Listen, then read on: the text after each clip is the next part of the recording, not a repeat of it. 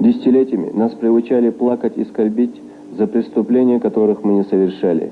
Затем попытались навязать позорный для любого народа так называемый закон о реабилитации репрессированных народов.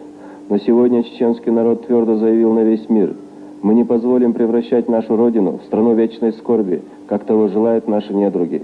Отныне и навсегда 23 февраля станет днем возрождения нации, ее духа и воли.